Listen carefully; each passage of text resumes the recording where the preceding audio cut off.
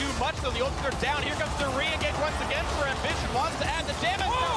Look at the blade, Colorado Ruler. Do they have the my God! triple knockout? Ambition and Samsung are moving in. They know the crown is not there yet, but he can TP in. They realize Ruler's getting caught, so Ambition engages, gets onto 3 members with his ulti, and look at the damage from Ruler here. Keeps everyone in place. Ambition flash out to then jump back to his flag and knock him off again. And Ambition bought so much time for the rest of his team. Welcome back, everybody, to All-Star 2017, where I find myself in the All-Star Lounge with someone we know very well, Dude from the Brazilian All-Stars. Unfortunately, you guys got knocked out in the 5v5, but I can imagine for you it must be quite an honor to get voted in for the Brazilian, the CBLOL All-Stars, and play with them at this event. Yeah, this is actually the second time that it happened. It's an honor to be here to represent Brazil, but it's as well very stressful to come here. And we have a lot of fun, and we want to perform really well in this kind of events, but we know as well that we are going to play versus one of the best players of each region. So even though we want to perform really well, it's very hard at the same time, so yeah, stressful. Yeah, definitely some formidable opponents you guys were up against. I know you are obviously playing in Brazil with a lot of these guys. You play against a lot of these guys. Is there anything you found out about them now that you played in such a high-pressure situation that you can use against them next year? Well, out of the game, every one of them is a friend, of course. So we know a bit of the personalities, but inside the game, then we learn a bit more about the communication, how they play. There is as well the champion pool that might change from your teammate, your ex-teammate. So I guess it's a very good knowledge that is coming into my head in this event, and I hope I can learn about all these kind of aspects about the game and then come back as a better player. Fantastic. We'll be looking forward to it. Now, though, we're in the 5v5 semi-final. LPL is up 1 game over the Korean All-Stars. You were, of course, in the group with the Chinese All-Stars, and they look really, really good. How do you think the rest of this series is going to play out? Yeah, I think Chinese is going to win. We only lost versus them because they are good. That's why. All right. Well, thank you very much, Dude. Enjoy the rest of the event. And now we're going to get into Game 2 with the casters. Thank you, Shucks, and welcome back for Game 2 of LCK versus LPL Round 1. Did not look so hot for the LCK, unfortunately. No, I mean, this really, the value you get here, about All-Star here is you get a lineup from Korea that I know I looked at and I said, it makes so much sense. It comes together so well. But super teams, as KT found out, can be certainly less than the sum of their parts. And I think we're seeing that a little bit here from Team Korea because we're just getting now 2 showings from them out of 4. Where they just kind of lost the game around them. It felt like everyone was kind of doing their thing, pushing up accurately sometimes, but together it all kind of fell apart. And credit to the LPL going for the Dunkmaster comp, having so many initiators really worked out because Korea tried to play controlled. You can't play controlled against the team comp they're against unless you go even early game. Once the kill started to roll through, it felt inevitable that more would follow for China. And I feel like, now what do you do? Because it's a very short series. Teams don't play best of 3s that often, especially in tournaments like this, maybe in the regular season, but certainly not at big tournaments. So I think that's the kind of game where when you win, you're like, oh, like we kind of, not stole a win necessarily, but we used a strategy you probably didn't expect, and now we have 2 more games. And if we play stand, we probably win one of those 2, even if you're just flipping coins. And I think they're a little bit better than that. You're on the blue side here, and I wonder, how high does Tahm Kench come in terms of priority? Maybe it has to be a first pick or a ban on the red side, because pick comp was what we saw here. And look, Tahm Kench can't save you from everything, but the reliability of some of those flash engages goes down if you don't have full information on the Tahm Kench. So I think maybe Tahm Kench jumps up in priority, and we know the LPL can play poke. That was not the poke meta. There was only Uzi on the Varus that represented poke, but it could just be a pivot. Tahm Kench has been a power pick, and I think it just rises after game 1. Especially given how that lane went. I mean, Brain Gorilla, yes, like a very good, strong, solid bottom lane, but just continually got pressure. There was nothing they could really do based on the matchup. And Tahm Kench enabling a play like Uzi isn't the most intuitive thing, given how defensive of a pick Tahm Kench is. But if Uzi, all he wants to do is push and be aggressive, giving him a free escape exit or 2 is really good. It was kind of surreal, right? Because the lane was pretty even, the Varus was pushed up. Then we saw a couple of kills onto Uzi. They had pressure around bot side. But then when we saw a trade, when it got to 8 turrets, it was 2 turrets down on the bot side for Korea, where they were strongest.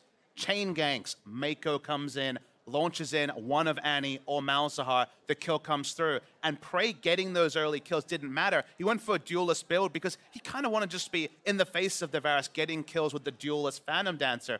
It could just never be recreated because every time they swapped Prey somewhere where they felt they were strong, Meiko came in, a deletion happened, and they got no value out of the Kalista being strong. So they found some advantages where they could, but they couldn't translate it because, you know, Deficio said it best, very easy to execute comp from the side of China. And because they had that extra initiator and there was no Tahm Kench, the picks were working every time. I think I have to give a lot of credit to both coaches, actually. You mentioned H-Dragon, his respect he has in the region. I caught him in backstage, talking to the players, like clearly, you know, trying to get something together. And Firefox for like working with these players and cooking up that team comp is not something you would expect given the window you had to work with. Yes, China did some extra preparation perhaps for All-Stars, certainly indicating their intention and the seriousness at this event, but it is an honor, I think, as a coach to be voted in by all the players from your region. And your job at this event is really, really difficult. And Firefox, as far as we know, a free agent after leaving RNG following their loss to SKT in the semifinals of Worlds. So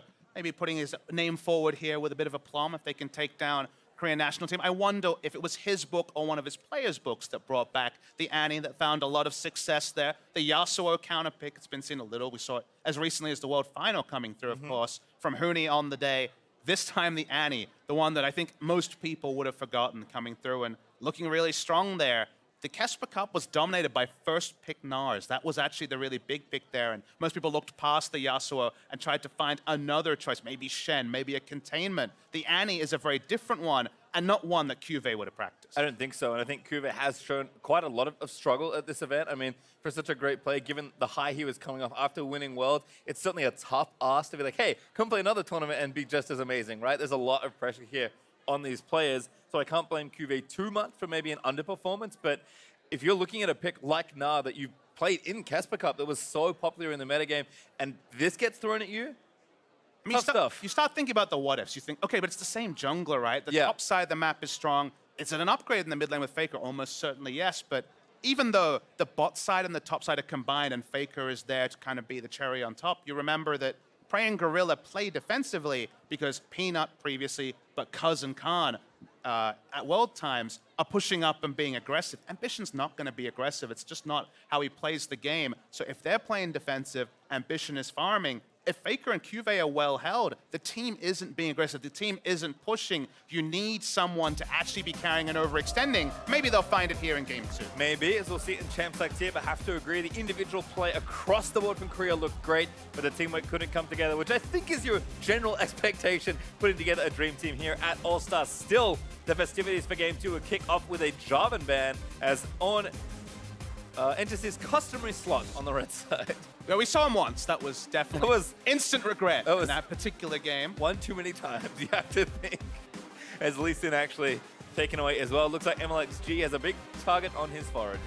But not enough bans to stop all the pick champions from being out of the meta, so Lee Sin and Jarvan, as you say, targeted towards very creative jungler Mlxg, and two junglers that can come mid lane at level 2 and make FLICKR's life a bit of hell like they did in Game 1, and he's probably found all too common in this particular All-Star event. I think Mlxg, like you said, has a double-digit mid lane level 2 picks ready if needed. Jace, though, the next ban there from the Chinese All-Stars. And Korea with maybe another jungler to go. But this does leave up a lot of the mages that we saw banned away in the first game. So this landscape already is going to look very different. Next pick, first pick, Miss Fortune seems very likely based on how the drafts have gone previously. Ezreal blue side ban, meaning that Korea doesn't want to first pick that, even though Prey, of course, famous Ezreal in his own right. See where China wants to go. Customary has been something like the Miss Fortune ban. I feel like you have to ban it, but there's still so much open, and Korea does have first pick here in this draft. A lot of conversation happening by the looks of things. Meiko talking it out with the rest of his teammates and Coach Firefox, and it is Tahm Kench that gets taken away. And against that means that Zoe is up, and we will see the first ever game, competitive level of FLICKR Zoe. It's the sort of thing that every time you see a new mage, you want to see if it's FLICKR's X. We've seen so many champions that are intrinsically linked to the best player of all time. It's the first chance for FLICKR to make his mark. I mean, I've seen it in solo queue from FLICKR, and it's disgusting as far as all things are concerned. So, but what are they surrendering to grab that pick is what Sejuani you have to and Miss Fortune. Miss Fortune, very commonly a first pick Zoe, given how much she's risen. Went over that. The Sejuani also a favorite ambition. Maybe he's going to have to go back into the well with the Gragas that saw a small buff on 723. Didn't get compensation attack speeds on 722. The Kesper Cup patch was a slow jungler. Going to see it here We saw the attempt at the Callista, back to the Comet for Prey. Yep, Prey's like, okay, give me that Jhin again. Give me Kassadin apparently for Xiye. That's the pick he wants. So we've already seen his LeBlanc, I believe, into this matchup.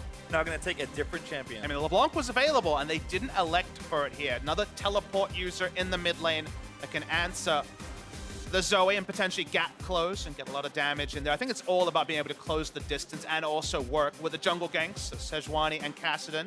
Also important note, the Kassadin is a melee champion, so we'll be able to proc the passive from the Sejuani that much faster for the CC, so still going to be plenty of mid lane focus. Don't you mistake it on the side of China. Like I said, if there is a way to get mid at level 2, Mlxg probably knows the path as Braum banned away again by China, actually.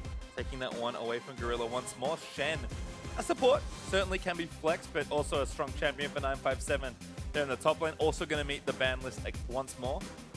At some point, if you have Sejuani, Shen, and Kassadin running around with globals aplenty, you might be a little bit too pressured in the side lanes. And remember, game one was a story of side laners being assassinated left, right, and center, not by a Kha'Zix, but by Meiko and all the other pick tools that China had. Camille being banned as well does suggest a first pick Gnar in the second round on the red side. So we'll see if there's a ban here or whether Korea has something else in mind. One more to go. And it is Gnar actually banned away, so nice read there on the draft Papa. It's China now considering what they want to take.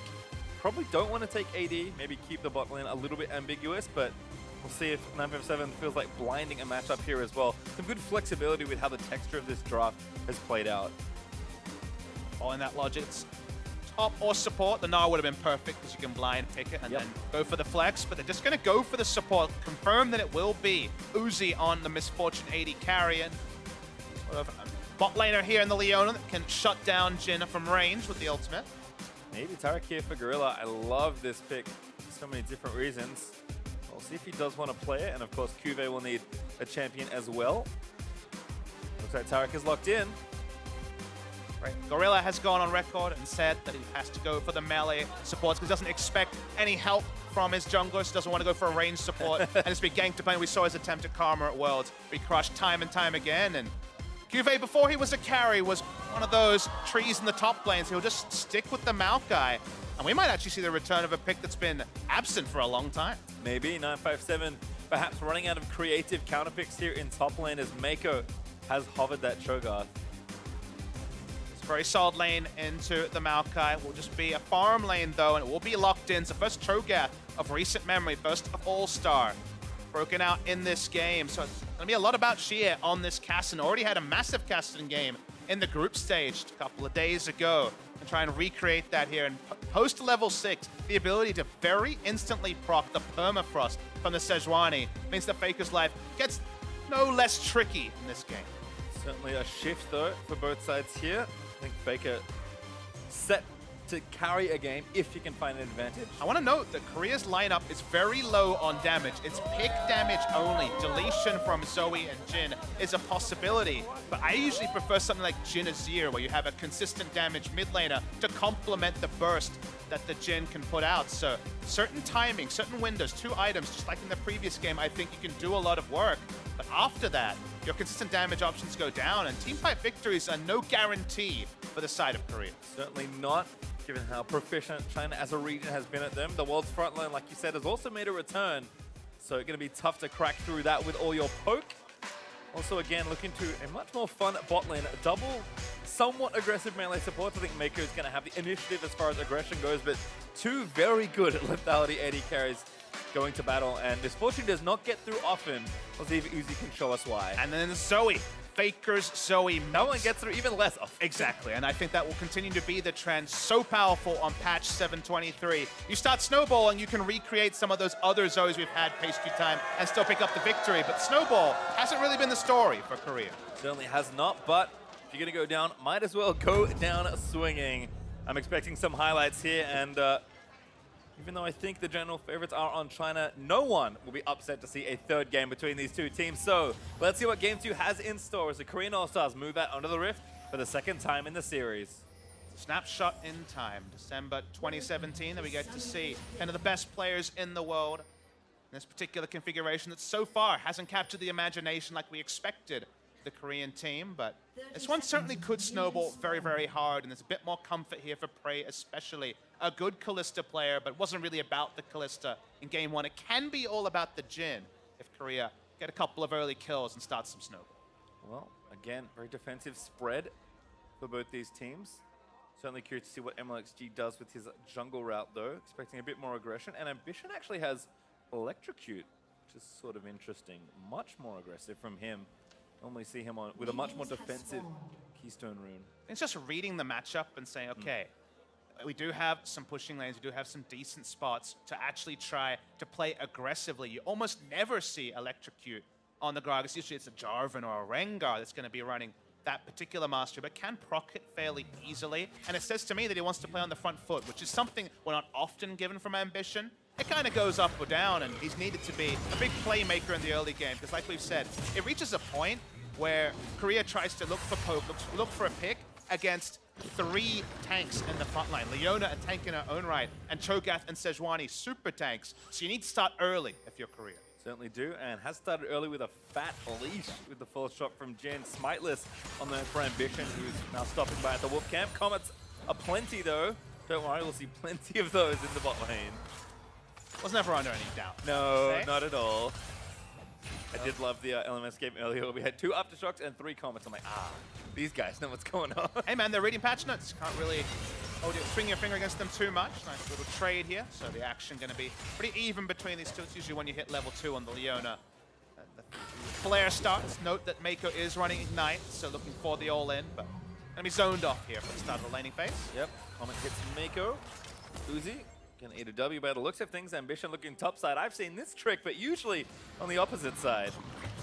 957 might have seen it too. Flashes out of the way, but still gets rooted. Ambition follows up, but that was actually a nice flash from 957. Not sure if there was complete synergy there between the 2 Samsung members. CuVee invested his flash, and maybe that was just a thought that, okay, I'll flash first, you can hold your flash to afterwards, but the body slam is then on cooldown. Does mean that it's going to run out of damage. They need to hit everything there and then Electrocute proc and still get a bit lucky to take down a Cho'Gath, who's very, very tanky early in the game. So nothing gained there, and flash down on both top laners. Yep, smite battle won by Ambition. He was the one that had it, so not too difficult over the Scuttle Crab. And back here in the bot lane, there's a balloon and that melee minion, but I don't think FLICKR is going to make his way down there to get the summoner. Instead, it'll just represent some of the party attitude there in the 2v2s. Mlxg is still suspicious of Ambition. Now going to know where he is. Blast Cone, yep, goodbye. Interrupted, so doesn't get the full disengage, but nothing going to be gained from that. Surprising everyone though, Mlxg still checking the opposition jungle, and now in mid lane. Very unpredictable here. Teleport back to that mid. Xiye actually going to do that pretty early to get back to his lane, and Mlxg is going to zone FLICKR off a bit here. Also a bit about minions. Probably wants to get a very favorable minion wave position as bot lane. Yep. Engage there from Meiko. Stun not going to hit. Meiko actually walked past it as Uzi is looking for the kill onto Prey, but now Gorilla under siege. Root there lands, but Prey taking so much damage from the MF. A 1 trade there. Nice engage from Meiko. Yeah, Meiko was able to maximize damage, even get some extra orders. No fervor of battle, Ignar style, of course, any longer, but hits everything, sidesteps the stun coming through there. Here we go. Another one there. Prey getting ignited. Dazzle's going to land, but first blood over to Uzi. Meiko going to live under the turret as well. And Gorilla, he's going to get stand. The double up lands. The Comet does not follow, but a great gank there by Sejuani. And Meiko playing the game of chicken. In this case, Korea pushed forward, said, "There's no way you're going to take us down. You're so low in health." Great synergy between Meiko and Mlxg. Not teammates usually, but on this day, very, very clean, and here we go. Trying to get it rolling in the bot lane. And where they want it as well, Uzi gonna collect that delicious extra gold. And Prey, despite having summoners, did not have much hope here. I mean, the flash timing on Prey, half a second too late. Really nice stuff there. Could have been less greedy with his flash, but waited to see the animation. Got the bad news and went down for first blood. Serrated Zerk up for Uzi as well, so well spent early gold that he was gifted as FLICKR has a Gunblade here in mid lane. Level 5 clears the caster creeps out from the back, and Xiye, he's just backing off. Ruby Crystal, Null Magic Mantle does not want to be held down by this Zoe, and FLICKR has had a lot more pressure in this matchup. Just going to be running into the Lost Chapter, you'd imagine. It's a Sapphire Crystal. It's not the ideal first buy, but showing respect with the boots this early. Usually it would be flashing towards something like an Amptum. So just been a gold value thing. talked about the ability to proc that passive fast if you get into melee range, and Xiye almost at the level 6 mark to make that possible. Yep, should certainly make the lane a lot easier, and given the CS deficit is very small between these two, I think Xie's happy with how it's going. Gets drowsy, buffers out there with a blink in front of a minion, but FLICKR there with a bit of AoE, able to still land it, dodges out from under the Force Pulse as well. I mean, of course he does. He's FLICKR. You see there's a lot of options, though, when Kassadin is hit by the bubble, is able to buffer out his R. He also has a magic damage shield. Some trading topside. Cho'Gath usually does very well in this matchup, it should be noted. Definitely helps when you're up a level and have your ultimate, but not enough help down. Silence lands, but no follow-up from 957. Running a little low on mana at this stage. It's Cho'Gath, he'll be fine. Yeah, he will. Mlxg jungling topside. Entertaining a dive, perhaps. Beast available, but for now, he's optimistic to make any more happen as Ambition gets the bad news. Yep, he's lost some camps and he's going to lose one more here. Although maybe not, actually, as a collapse happens. 957 out in the area. Ambition walks the wrong way to check it, though. Now level 5 for Mlxg. CuVee, again, still a bit vulnerable. Has the ultimate, but damage back there from the sapling after the arcane smash is nice. Mlxg, no chance there to really win, despite the 2v2. Return to normalcy in the laning phase, and nothing gained there on either side as we see the freeze, I should say, held in the bot lane for Prey as he comes back in. Only now able to manage to get his own serrated dirk to match the one that came through from Uzi earlier. Some biscuits being delivered as well, so Prey again just trying to hold on in what is a very aggressive 2v2 lane. The poke does hurt from the Comet, but if you don't get all in, things generally go well. Unfortunately, that's what happened for that first blob, but things are settling down here as FLICKR, long-range bubble, puts Meiko to sleep, but follow-up root, that is actually dirty. You definitely see the synergy, but the verbiage you're using, things like hold on, is not something that Korea can do with a draft like this. They need to be making more of those plays. Seeing another bubble hit. Xiye making his own. Again, blinks do double duty here in the matchup. You can blink out once you get bubbled and try and get to safety, or blink in to try and get aggressive. Zoe, that poke champ doesn't really do too much in melee range. FLICKR though, plopping over. Bubble not going to quite land. And Xiye steals the blue buff Mlxg prepared earlier. And it was, as you say, a macro move that was prepared in advance with the vision advantage and the vision invasion we saw just a couple of minutes ago. So able to take away the blue buff, stop FLICKR doing as much fishing. Should be noted, the mana cost still very, very low on the side of Zoe. She's still going to have plenty of laning options and use her paddle star pretty freely. Any advantage you can give a Kassadin, who we have to keep mentioning is going even in CS with a Zoe, great for the side of China. Yep, Xiye's counterpick working out nicely, but certainly going to need some ramping up time. And this is the sort of game that I've been waiting for, because we've seen walkover games for Zoe where she's so far ahead, everyone on her team's winning, and it's disgusting the result. Very nice stuff there from FLICKR. This is the much more even game. I want to see even. Good bubble. Zoe. Paddle star, no. FLICKR knows. Minion wave is there. Little lucky timing there perhaps with Xiye, and Mlxg is also there, which is a prediction, but a pretty easy one to make most of the time. Yeah, and Ambition's about to get done. Might keep going, TP back in, needs to buy a bit more time, but doesn't do it. Oh, he does throw it, forces a flash. Didn't want to trade flash, didn't have his flash up. Importantly, you can see Mlxg in that particular, only just gets flash now. Thought he had enough damage. The extra passive procs you can get if you hold on to your spells and time them perfectly leads to more burst damage from a tank than you'd expect. That's the flash out of Ambition. It's more safety for his laners, so objective done for the side of Mlxg. Certainly good. Even steals away another camp here, continuing to invade Ambition. Take away his jungle. Uzi currently alone in the bot lane. With Meiko on her back, but ripping back down with Moby Boots shouldn't be too far away. There's no blue ward in the brush. It's a bit of a Schrodinger's Leona situation here, where no one wants to face check, so they can't necessarily push up and be too aggressive. Again, Uzi's landing phase going well. Got the first blood, 10 CS ahead here. Although, again, can't play up as much now with Meiko back here. Also, with the ultimate ready for Leona, able to play a lot more aggressive. Comet there from Prey after the W, though, is nice. Moby Boots, even in lane, are actually pretty big for the Leona, because it means the solar flare positioning is going to be more reliable. It's going to be more on point. It can be behind the carry rather than max range from in a brush with no mobility. So happy times here for the China bot lane.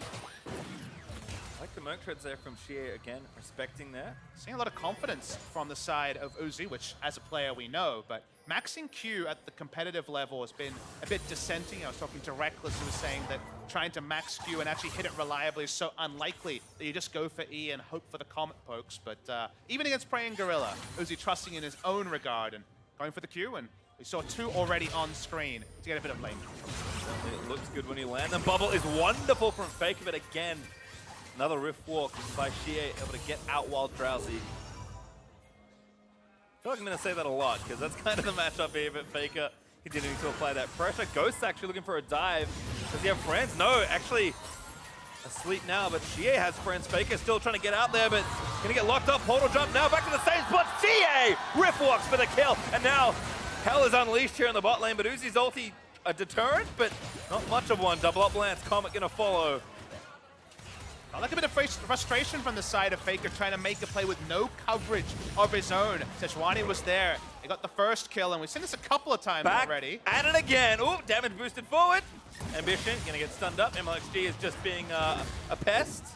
Might be more than that though, but Xiye recalling instead of diving. Mlxg even poking between 2 turrets. It's not often that the Guardian tank jungler is effectively turret diving the electrocute tank jungler. That's a bit of a head scratcher, but that's just Mlxg things in this game too.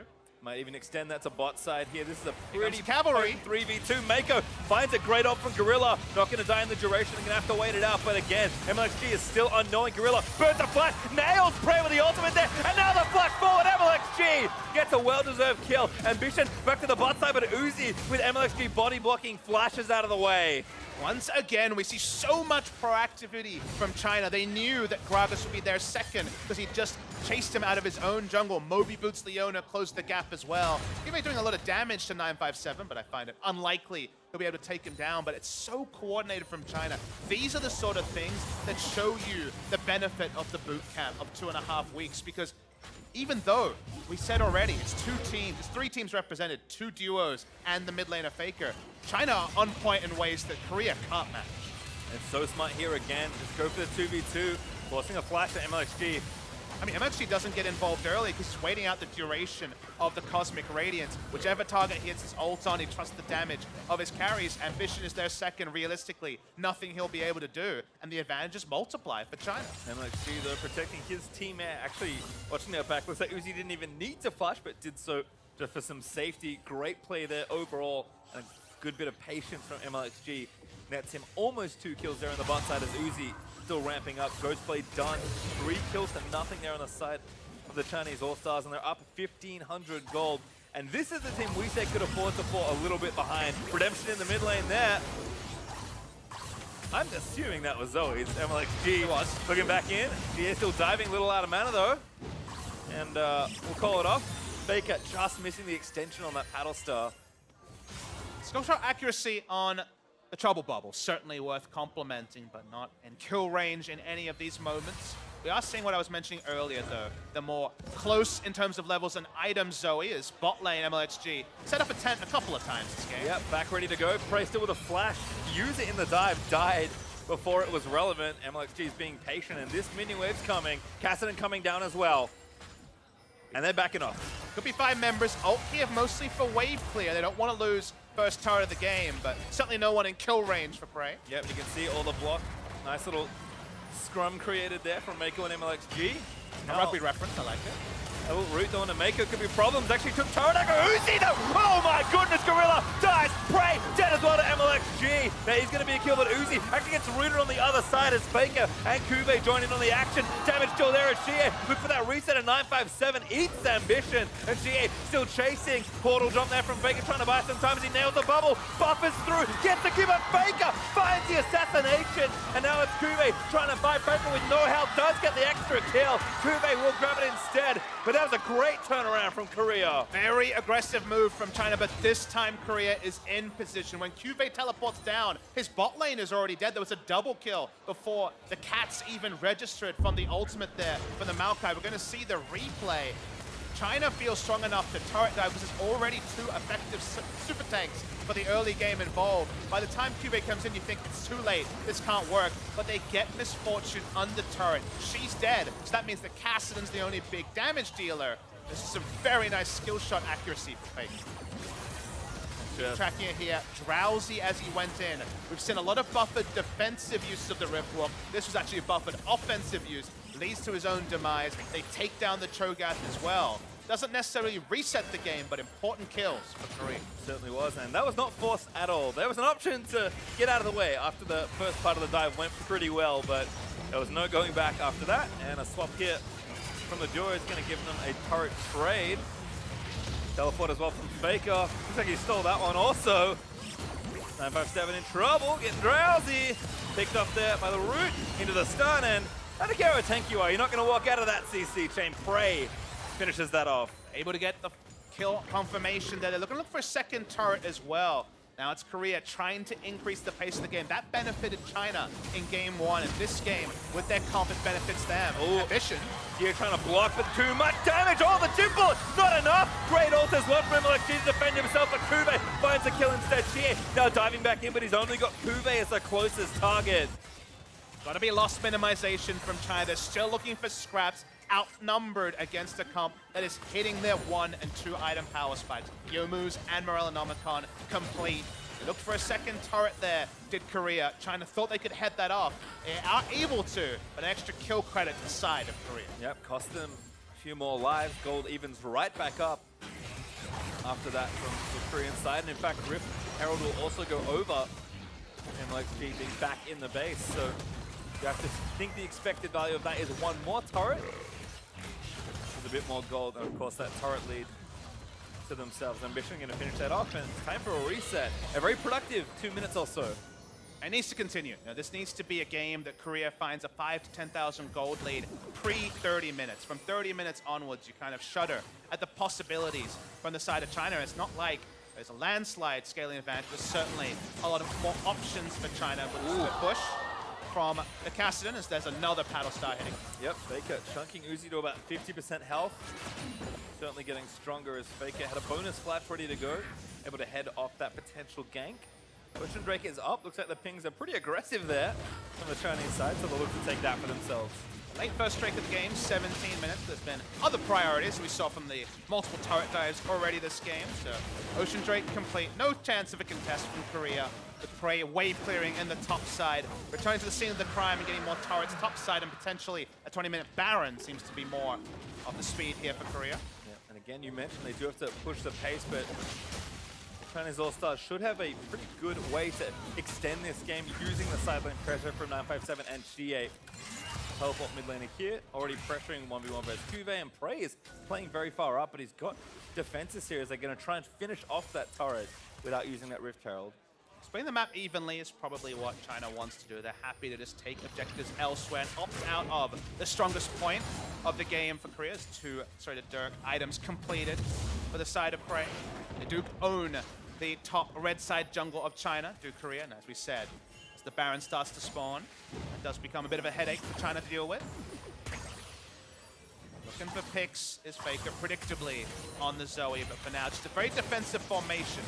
Yeah, got to break the game open a little bit more to try and get that snowball. Ultimate from Meiko hits Ambition. And interrupts it. That wants one to go. CuVee, they're wrapping around. That's going to be enough here. Uzi should fall in the front as Gorilla gets it. Stun there in onto Prey from Mlxg. Nice ult, but a little late. Very lazy use of the Rift Herald. Gets it interrupted. It's still going to get the turret, but could have gotten more here had Korea if it was a bit safer from Ambition. It's good knowledge by Meiko, but it meant they didn't have the ultimate available. Uzi goes down, and they're looking for 2 turrets anyway. Nice snipe from Meiko, but they are going to keep going here. Still Uzi down for 15 seconds. Wave clear not really there with the Kassadin. So Korea should be able to take this. FLICKR is just constantly throwing paddle stars into the middle of the map. And there is going to be 3 turrets to 1 now. If you ask Ambition, it was a bait. They'll say it was just a bait. They still got the 2 turrets. Nothing ventured, nothing gained. But apart from that, Korea get the advantage they're looking for. 2 turrets in the mid lane. Suddenly now, even with a fairly slow Baron team, at the end of the day, it's not an auto-attack AD carry with a Blade of the Ruin King. It's not as much consistent damage in the mid lane. Baron threat starts to extend with such long lanes in top and mid lane. As we know, when you're channeling the Rift Herald, you can be cancelled by any form of CC. With CuVee with the nice flank, something had to give. Uzi goes down, and on the back end, 2 turrets is a nice win for Korea. Certainly is. Now FLICKR actually popping up to the side lane should be able to smash this minion wave down. pretty quickly as a Proto Bear on the ground to pick up if he wants it. We'll just have to see exactly what he opts for. Again, just clearing this out, getting that pressure down, burns the free flash and picks up the belt. I'm never going to not first fail flash or fat finger flash before I realize that it's just Zoe using her extra flash. I did learn recently that the game actually protects you from messing up if you have 2 flashes. If you have a flash stored and you hit D, which is my flash key, and that should be everyone's flash key, you use your stored flash, not your actual flash. So the game even protects you from being silly. I always appreciate a little bit of extra insurance to not go for the fail flash. That's good to know, patient time. There you go. That's my fun Zoe fact of the day. As Infernal Drake is the next one. Maybe China can find something there as they look to push this game later and later. And the gold lead again, certainly not untenable. Less than 2,000 gold between the two squads. Kassadin now with a Lich Bane scaling up. Really interested to see if Korea can cement the advantages around this head. This is the stuff they prepped earlier. They're still pushing forward. The buff does go to China, but... Ooh, that could be actually a CC chain. Very nice. Tries to buffer out with his interplay, but can't quite do it. Still the damage is there as Praise firing away from the other side. CuVee got flanked by the carries, but I don't think that matters too much here. Mlxg looking to get tagged, but now 957's been caught. He's going to get stunned out. Uzi with a great open ambition. Cancel it with the cast. It's just mayhem here as Xiye does actually assassinate Prey, but the root lands in onto Uzi. CuVee, they follow down with the twisted advance as Xiye is trying to tie it all together, but now he can't quite get it. Rooted again. There is CuVee, looks to finally chase. FLICKR looking for the paddle style, lands a long range bubble. There's the start, gets the assassination, and that's going to be a team fight win for the Korean All-Stars. Different type of pick city, but it's working because of FLICKR's accuracy. They're looking for this mid lane inhibitor turret as well. All the damage is down from China. They just have 2 tanks with some wave clear, but they just can't walk up. Don't think they can. Too much here as FLICKR should have enough damage to poke them out of the way. They'll break the turret, but leave the inhibitor alone. Don't want to overreach here. We were looking at a game where no turrets had gone down, inner or inhibitor, at 22 minutes. You would already be thinking about a China 2-0, but they've been able here, Korea, to accelerate the game, much like China did in the previous game. China opting into fights where Korea can actually still win them. It was a nice flank from CuVee to start this all up. Xiye and Uzi are out of the fight for a lot of it. It means that even though the tanks are putting their life on the line using CC, there's not a lot of damage as the fight goes on, even though they got the pick on the Prey.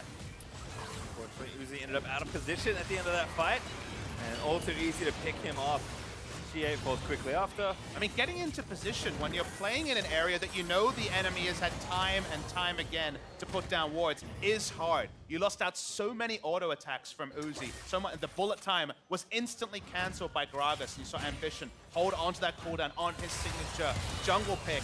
Just not able to really put out the damage they need here specifically, even though Miss Fortune and Kassadin had decent numbers. They need to be putting out big damage because they have an ultra front line that is really there to facilitate Uzi and Xiye just being the big stars. It just didn't work in that particular go. And that graph basically tells you what teamfight should look like if one team's going to win versus the other, despite the numbers being similar, like you noted. Not enough or not in the right places, even though Prey did fall. 10 seconds over the Infernal Drake Baron on the table for the first time this game. But again, I don't think China quite have initiative. Gold lead still close, but Korea playing with a lot of momentum and a lot of map here. FLICKR understands what he's facing. No Lich Bane here or something targeted to kill Squish. He's gone for the Void Staff and the Haunting guys. Not even a Leandri's finished yet. Just look for the burst. They need to burst now before the extra items start to roll in. The luxury tank items for the 3 tanks on the side of China. Are we going to be a free Inferno? No, it's not, because China's straight on Baron. Yeah, not going to be free, but they are going to force Korea's hand. Remember, they have Feast for the Cho'Gath here. CuVee already in the area, ready with the ultimate. This looks like a disaster. You probably have to turn here if you're trying to, but now sitting on it, they do have Cho'Gath. Uzi trying to zone out of the way. They're committing to the Baron here. Meiko trying to get Ambition out of the way. Mlxg does actually smite it. It's going to be a kill, though. Mlxg skirts away, but Prey finds the snipe to get the kill. Korea just need to try and get as many kills as possible as Uzi strutting his stuff up towards that top side. And somehow Mlxg secures that in the face of chaos, and he's the only casualty. China made the read that if they didn't go for the Baron Force, they'd probably be strangled out from the advantages that Korea had gotten. When you have your inhibitor turret down so early in the game, how often can you actually get a vision line down and not get punished in multiple parts of the map?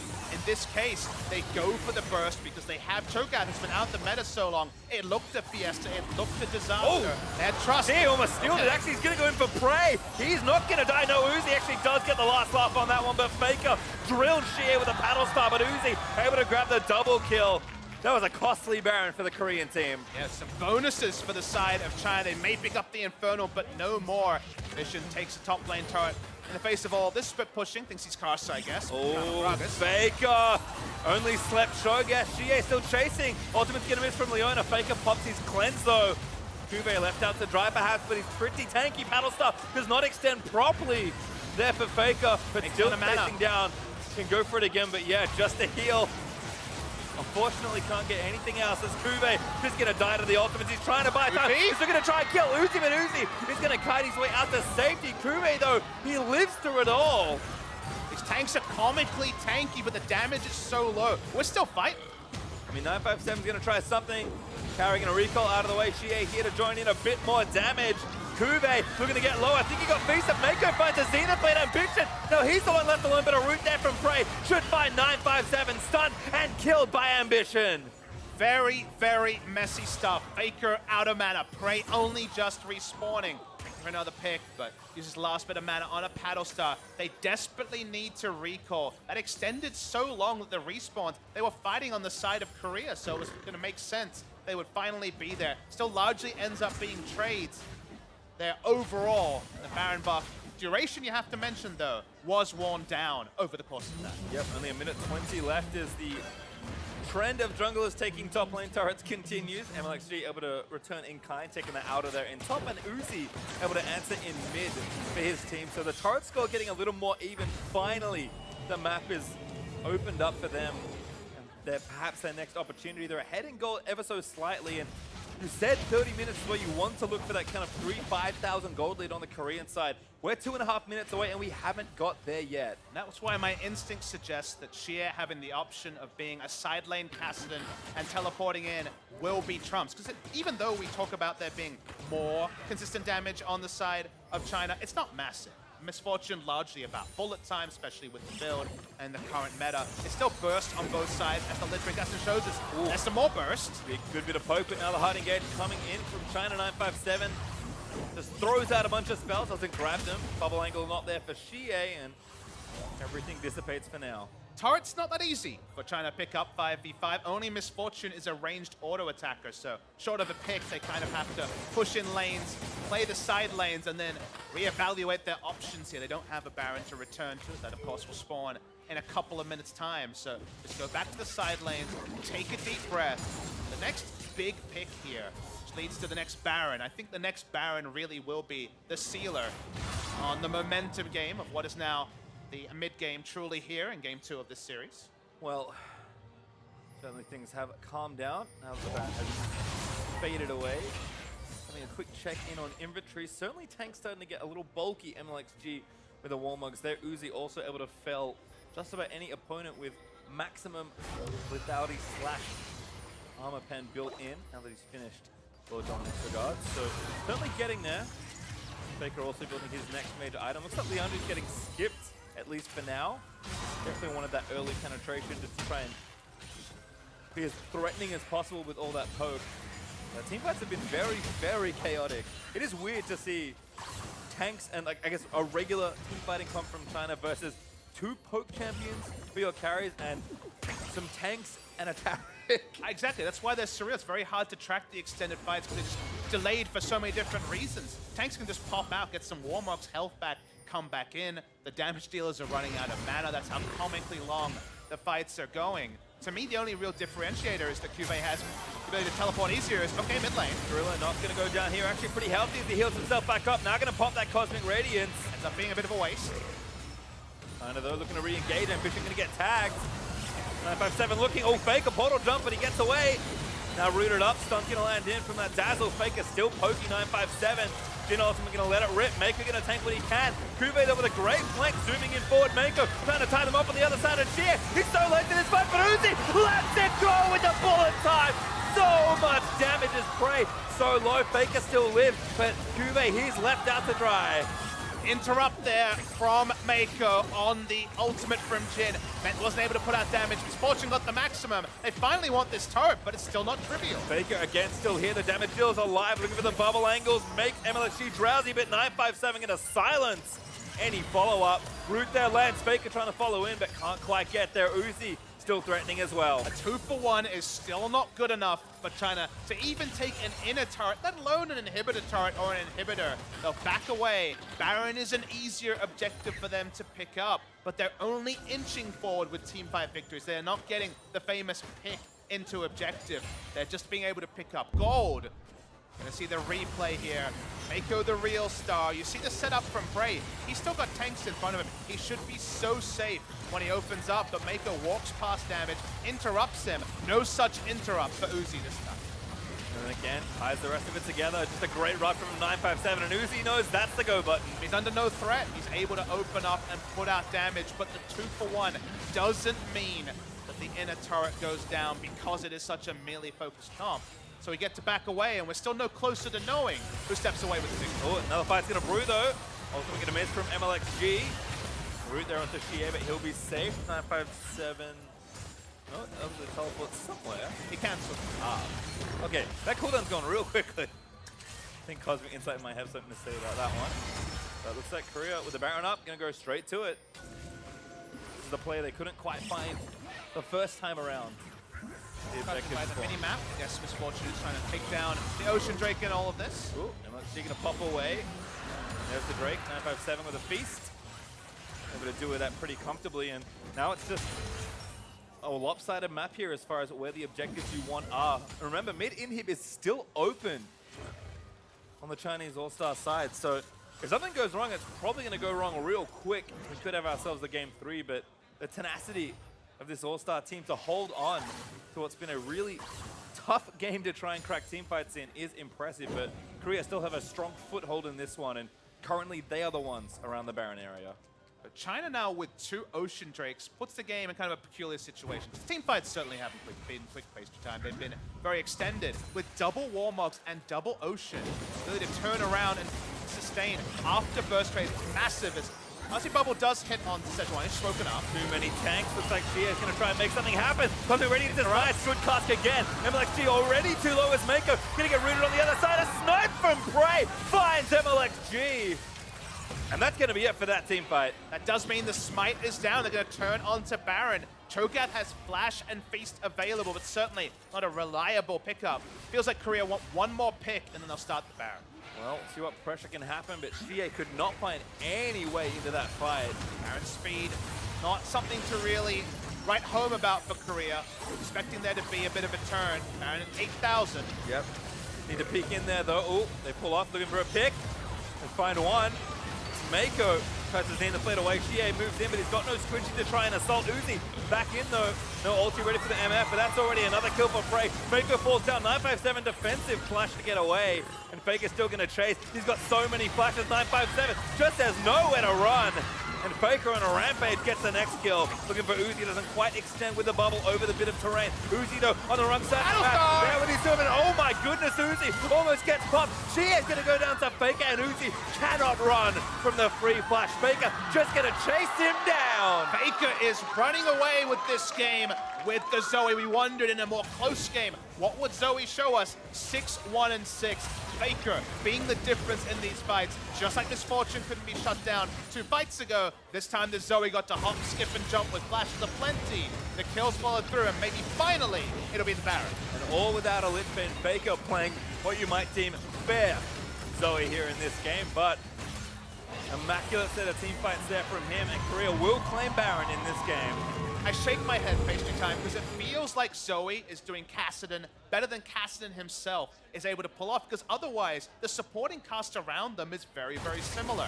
The interrupt happened on the bullet time earlier. We're following this fight. Korea are 5 men chasing on closest targets, so even the tanks aren't tanky enough to keep going. But it's Faker's inventiveness, specifically on Uzi after this all happens. Watch the paddle star coming through here. Misses the trouble bubble. goes for the paddle star, hits the max range, almost one-shots Uzi. There was a Lich Bane, even a Sheen would have just been dead in that scenario, but picks up flashes after flash as the fight extends. Goodbye Uzi, and hello Korea, maybe going 1-1 in the series. Yep, as good as dead after spell thieving that flash with the W. Prey also doing a lot of damage. People kind of underestimate the lethality AD carries sometimes in the late game, especially against big tanks, but you shoot them enough times, they're gonna die. That probably applies to most. Yes, well, that's level 1. This is again FLICKR, long range bubbles through terrain. Just poking. Looks like he's got the paddle ports down as well. But just like Korea have not been able to return to mid lane, we were talking about China's inability to return to the chunk turret in mid lane. It's been very difficult for both teams to actually cement objectives with the maximum, which does represent inhibitors, inhibitor turret. The inhibitor turret was getting so much earlier by Korea in that mid lane. Seeing them try to take down all the inner turrets, that's at least the medium level objective here for Korea. Again, it may be more unconventional carries here for Korea as far as their team comps go, but the reality is, in a team fight, you want to win hard, you have to kill carries no matter what. We've really only seen tanks go down, with the exception of that last fight that led to that Baron for the Korean All-Star team. So you're kind of going to have to play defense for a minute 30. And again, Wave Clear not on the strong side here. Xiye not even there trying to take down the minis. He's going to leave that to Uzi in 957 and look for a flank. Bane is not there, but has teleport up, of course. Looking in the top side for now. FLICKR playing with fire, doesn't have Zhonya, so every time he pops in, can be CC'd. Oh, another one going through. Looks like Meiko trying to find it. Xiye does have Zhonya's this time, but nothing to really find there. And again, the poke continues. Not able to draw out the teleport either. Haven't seen a big chunk, and 957 in the back way with warm-up. Baker makes a big play there, flashing forward actually. Burnsy's real flash for that. Really going to get stunned up on the front side as a silence lands in. Double rupture's not bad, but Prey, he's ready with his ultimate. Going to try and knock some tanks down. Everyone just guarding 957. Meiko eats the last hit, and it's not pretty. Just want to find some free time with either of the inhibitor turrets. Maokai still hasn't teleported. He's still not there. He's going to finally start hitting the top lane turret. Enough people have had to recall a couple of shots and this turret's dead. Just short on that paddle star for FLICKR to try and hit Mlxg after that CC chain. Again, another drowsy. Stuns are easy after that point. Meiko locked up for a little too long. Cosmic Radiant's going to extend the team fight easily for Korea. And CuVee now walking with a long-range ultimate. Going to try and get the ultimate flank happening. It's going to roll on over. Uzi doesn't quite get tagged with the inhibitor. Also dying in and amongst the mess. It does fall. And CuVee maybe a little too far forward. Korea don't want to lose too much on the rest of this play. Redemption though, he's going to reset things. The fight still going here as Meiko barely going to live. Another great interrupt. Uzi just can't catch a break. And Prey moving forward, trying for 957. The root is going to get his ambition to kill is the kill. And slowly but surely, Korea are grinding through this front line. Really feels like the tortoise and the tortoise. No hair in this game, pastry time. Everything is slow and steady. They can't return to the mid lane inhibitor they set up earlier. They do take the one in the bot side. They back away. Korea's one team fight away from closing the game.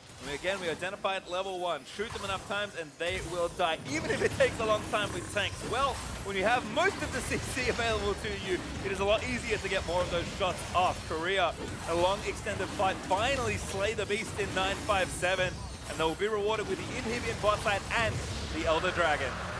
With 40 minutes on the timer or so, we've been able to come to some other conclusions. Zoe's consistent damage may not be as Xiye, but it's been enough to carry what usually is expected to be a 2-burst threat comp on the side of Korea. It's been really well executed by FLICKR. Zoe living up to the billing.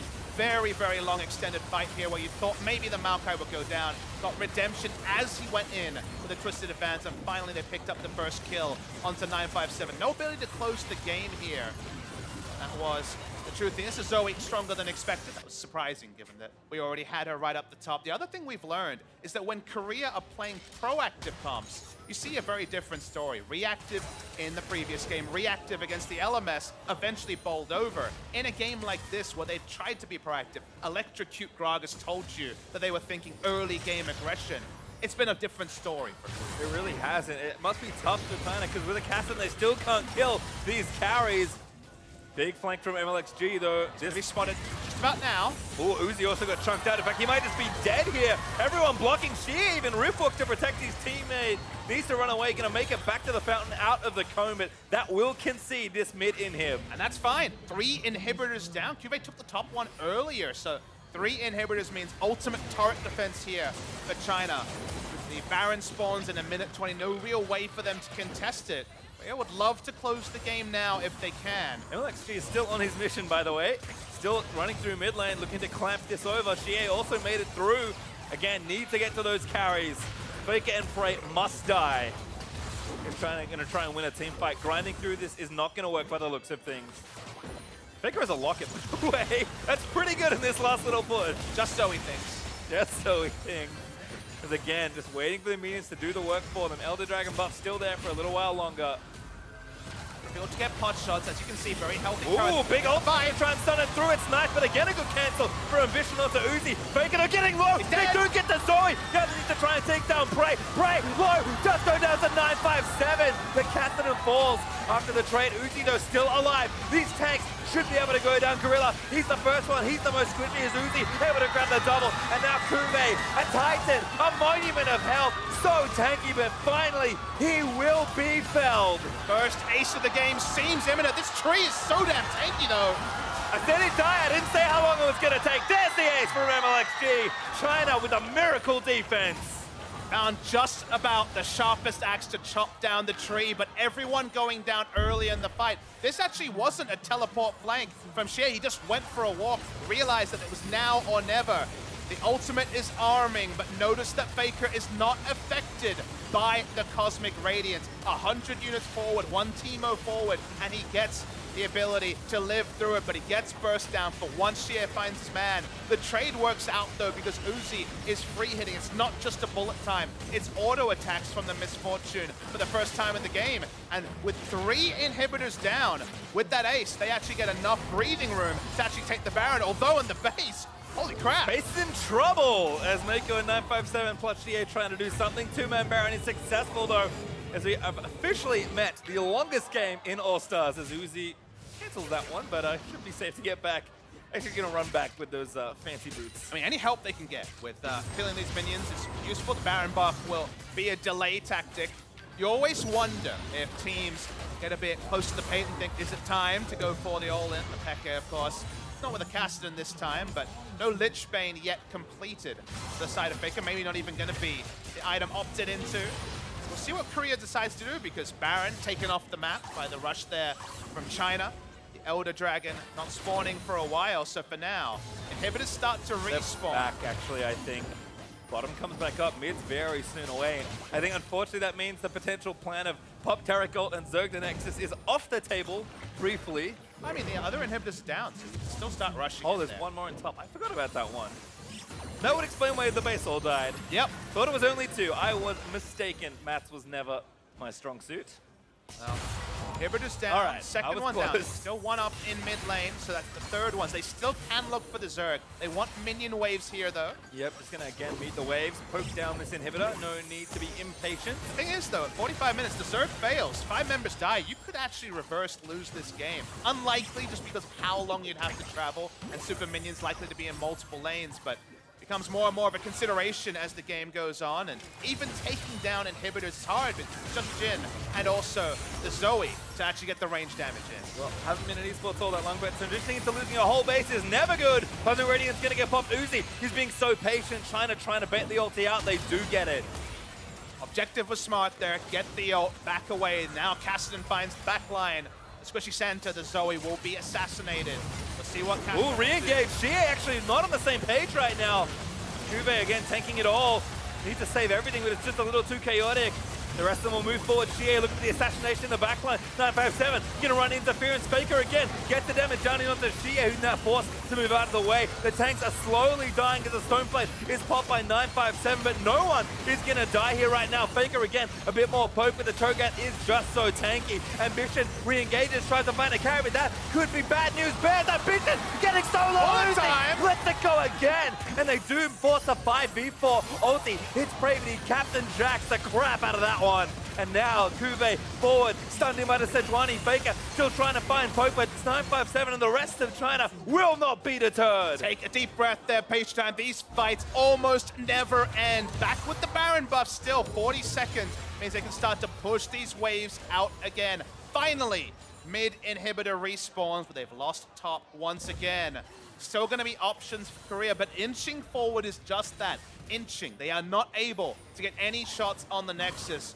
Take a deep breath, reassess.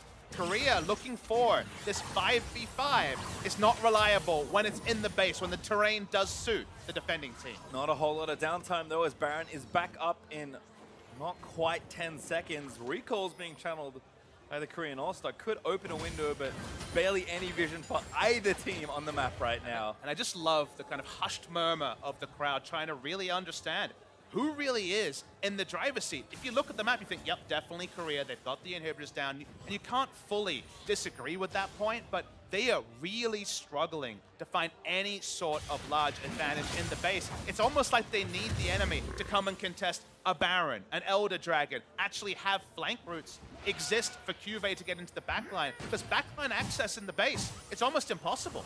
Sidewave's also looking good at least, but now looks like Engage is going to be found. Mlxg going to try and find something. Tanks getting kind of caught up in the top side, and Ambition is so low. Xiye finds the assassination. Uzi is going to let it rip one more time. Can't cancel with no cast. Cosmic Radiance used there by Gorilla, but again, another 5v4 with Ambition dead. FLICKR almost one-shots Uzi as prey. He's trying to find a bit. Xiye is going to force him away. And again, we re-engage. Defensive Sejol. Remember, you don't want to chase China because the Warmogs and double Ocean Drake means they can turn around deceptively. Sure, Uzi out of the fight, but the tanks will be able to regen so insanely fast. What looks like a massive health bar advantage is very quickly eroded. And start walking around towards the spawn. It's still 2 minutes till Elder Dragon comes. So that's what has happened kind of comically this series. One kill doesn't lead to much, but what I want to talk about is who the kill is on, because Ambition's job in fights is to kind of walk around and be tanky and interrupt bullet time. If they take him down, the bullet time will be uninterrupted. There's no one else who realistically can put a stop to that ability. Certainly not safely. His Ambition is back in business here. Death time is getting long as the longest game in All-Stars continues to get longer. Each time I thought we were done with stone plates. We have 3 in this game, which makes sense again given the level of burst on both sides. No Lich Bane in the final items here, as a Banshee Veil is picked up by FLICKR just to be more respectful. The chance of Kassadin getting into the backline, the extra health and magic resist alongside the spell shield is important. And you can see that it's definitely hurting FLICKR's ability to hurt these tanks with all these items built up now. Okay, goodbye, Blue Buff. Well, I'll miss you. That's 6-item Kassadin for you. Imagine if that was Prey or FLICKR. How quickly the game would end. I think the Chinese fans are thinking exactly the same thing, Page Time. And you can see total damage, though FLICKR is truly overperforming as far as damage numbers go. And while there's been points where we've compared Zoe to Kassadin, it comes much more to ranged versus melee. Even though they have similar roles, you poke, you throw down a paddle star, you're not committing to it. Kassadin has to choose his spots, and it's been a lot of times where he's come in, seen a Cosmic Radiance, and like, well, I kind of did my job, I got a cooldown out, I'm not going to do any damage through this fight. So the damage numbers are naturally going to be high for a long-range poke champion. Yeah, Kassadin's job has been made very difficult with the way Korea has approached these team fights. But again, trying to look in a kind of sidle up some engage here. Hib is not quite back in topside yet, but Minion Wave's pushed out, so they have a bit of time to fish around for a pick. FLICKR again just poking. Look for those key targets, sleeping on 957, great poke. And now 957 needs to be right in the back of the fight, combat, waiting for Warmogs. Exactly. So now he's no longer someone who can pick up this bubble easily. Not going to take too long though. Meiko, they're stunned up. Looks like a root, you know, the Xiye pops the Zhonya's. He's going to be in one Re-engage spot. Brand, FLICKR got stuck. Cosmic Radiance going to try and save the ball. Bullet time from Uzi gets immune practically. And now FLICKR bounces back in. Xiye chunked out so low, but the tanks are just fighting each other. FLICKR looking for the flex on the other side. Xiye actually recalls. This means it's a 5v4 as Prey. Does he? Forward. Xiye looking to save the day. Play not going to find it though. No one dead just yet. They got FLICKR! Takes down FLICKR! And that might be enough. Knock up lands. Uzi takes down Gorilla and Prey. They're going to get chased down and killed. Everyone's going to go down here. Carries die on the Korean side.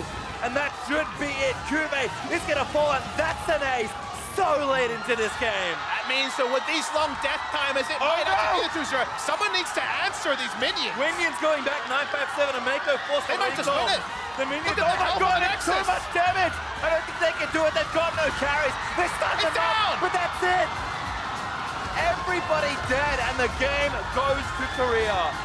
My goodness. Goes to the minions, pastry time. The Winions this time. Winions is said sometimes with a bit of a wink and a nod. This time, oh so clear. No way to answer. First thought was, those are long death timers. Let's try and end the game ourselves. The minions had different ideas.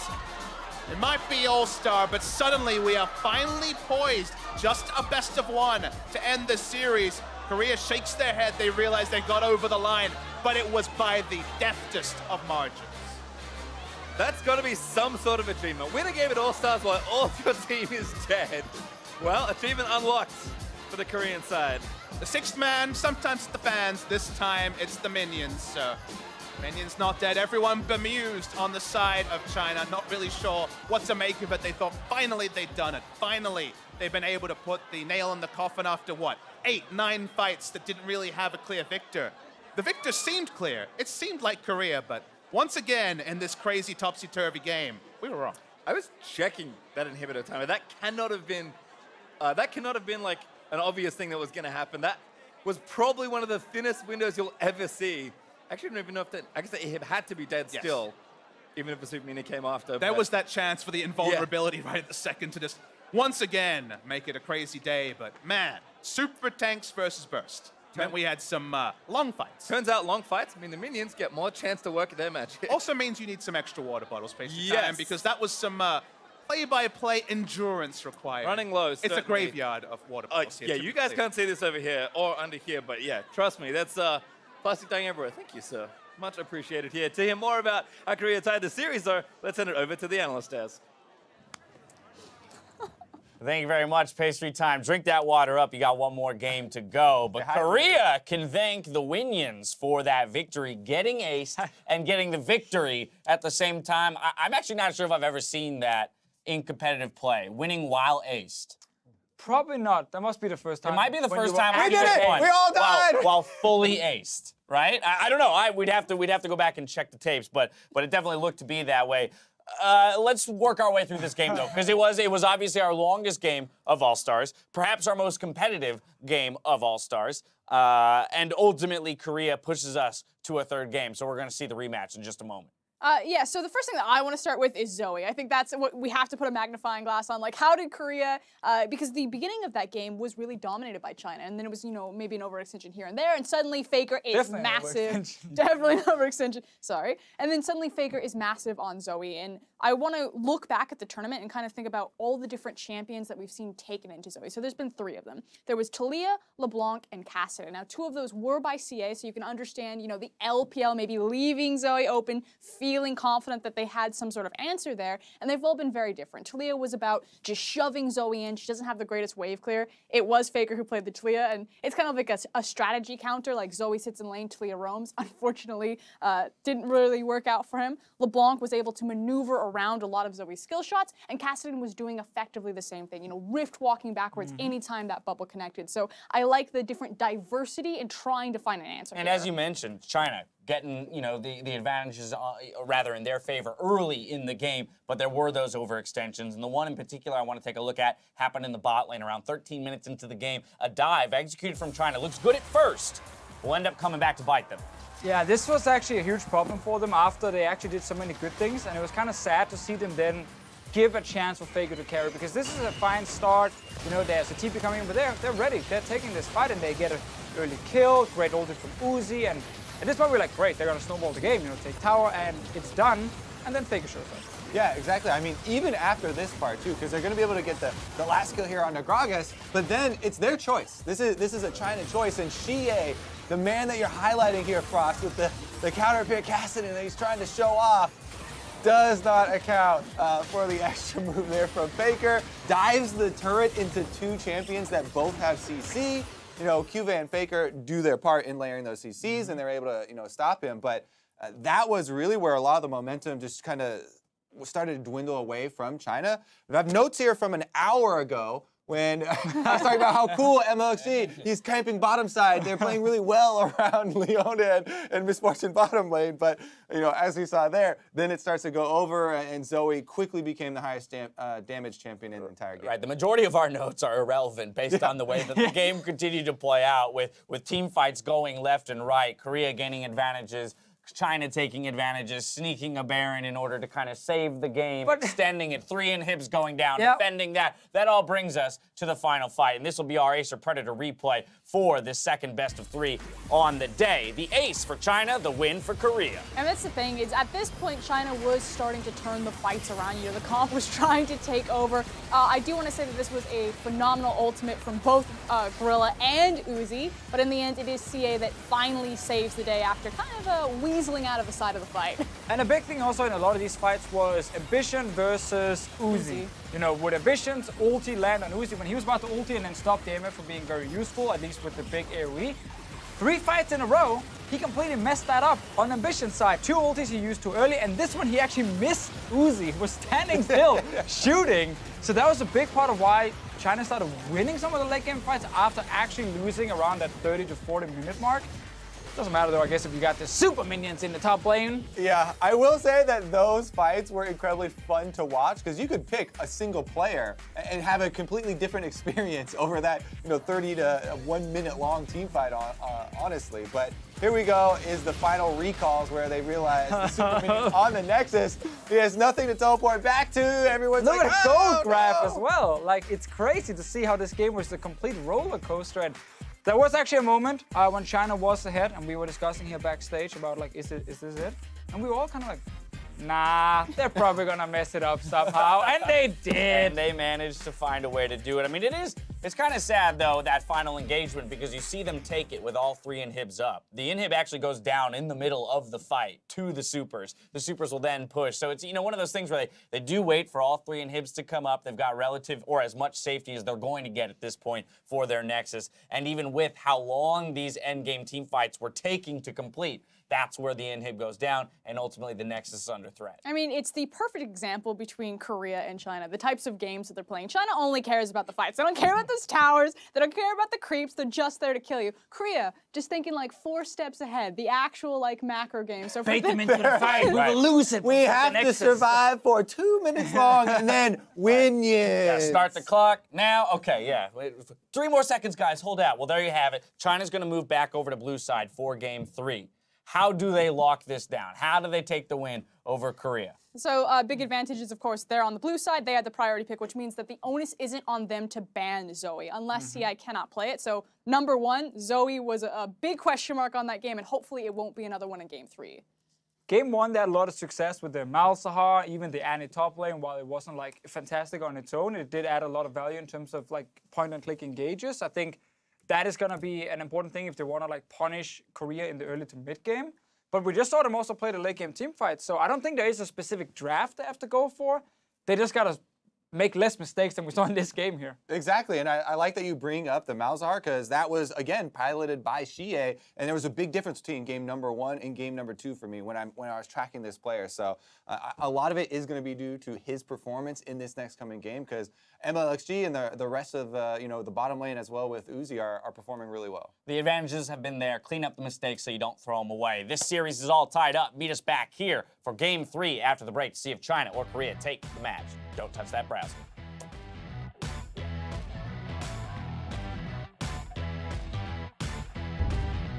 There is. Here we go. Oh, another one there. Prey getting ignited. Dazzle's going to land, but first blood over to Uzi. Mortal jump there from Faker, trying to buy some time as he nails the bubble. Buffers through, gets the give up. Faker finds the assassination. CuVee there with a great flank, zooming in forward. Meiko trying to tie them up on the other side of Xiye. He's so late to this fight, but Uzi lets it go with the bullet time. Uzi though on the wrong side of the map. There with his zooming. Oh my goodness, Uzi almost gets popped. Xiye's going to go down to Faker, and Uzi cannot run from the free flash. Faker just going to chase him down. Not gonna find it though, no one dead just yet. They got Faker! Takes down Faker! And that might be enough. Knock up lands. Uzi takes down Gorilla and Prey. They're gonna get chased down. I don't think they can do it. They've got no carries. They start them out, but that's it. Everybody dead, and the game goes to Korea.